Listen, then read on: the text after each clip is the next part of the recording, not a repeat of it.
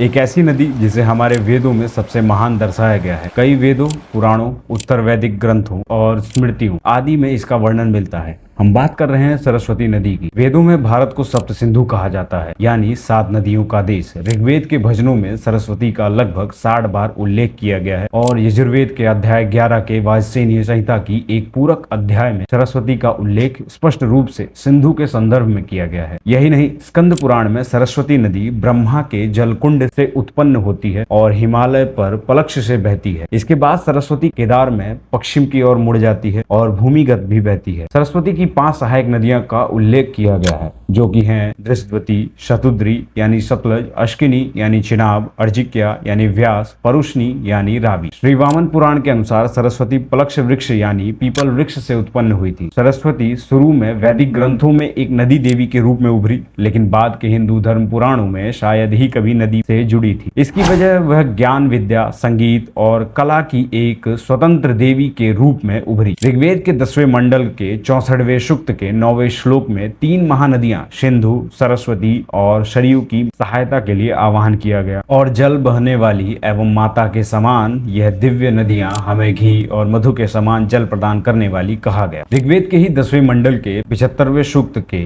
5वें श्लोक में सरस्वती सहित 10 नदियों की स्तुति की गई है। इन नदियों के नाम है शतुद्री, परुष्णी, अश्किनी, सुषोमा यानी सुहाना, अर्जिक्या, वितिस्तता यानी झेलम, मरुब्रधा, गंगा, यमुना और सरस्वती। इनके बारे में बताया गया। इतनी महान नदी का आज कहीं कोई पता नहीं। बात करें वर्तमान समय की तो आज सरस्वती नदी के पैलियो चैनल्स यानी नदी के अवशेष मौजूद हैं, लेकिन कहते हैं सरस्वती नदी आज भी बहती है, परंतु गुप्त रूप से। अब बात करें वैज्ञानिक आधार की तो 2016 में मिनिस्ट्री ने बताया कि उन्होंने एक एक्सपर्ट कमेटी का गठन किया, जिसने इसरो द्वारा उपलब्ध कराई गई पैलियो चैनल्स की समीक्षा की। केंद्रीय भूजल बोर्ड CGWB के एक वरिष्ठ अधिकारी के अनुसार कच्छ के रण के मध्य में से पश्चिम सागर में मिलने से पहले सरस्वती पाकिस्तान से होकर गुजरती थी और इसकी लंबाई लगभग 4000 किलोमीटर थी। इस पैनल का नेतृत्व करने वाले प्रोफेसर KS वाल्दिया कहते हैं, हम इस निष्कर्ष पर पहुंचते हैं कि सरस्वती नदी अस्तित्व में थी और बहुत वेग के साथ बहती थी। सरकार को रिपोर्ट सौंपते हुए कहा, सरस्वती नदी हिमालय से उत्पन्न होकर पश्चिम समुद्र की खाड़ी से जा मिलती थी। कच्छ के रण के मध्य से पश्चिमी सागर में मिलने से पहले सरस्वती पाकिस्तान से होकर गुजरती थी। इसकी लंबाई 4000 किलोमीटर थी।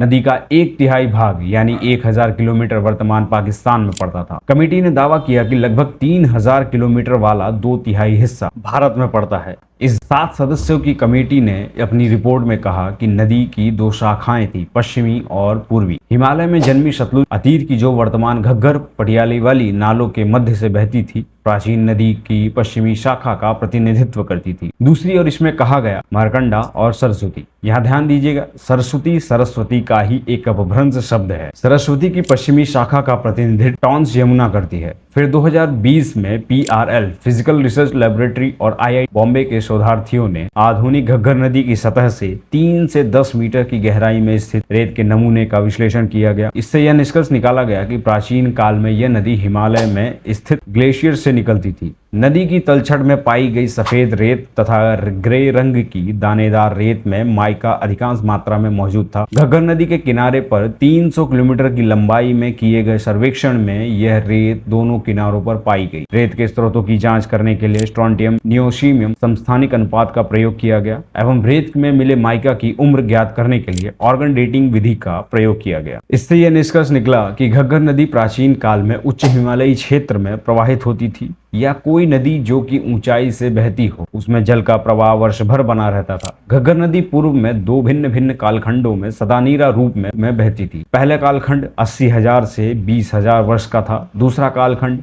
9000 से 4500 वर्षों का था।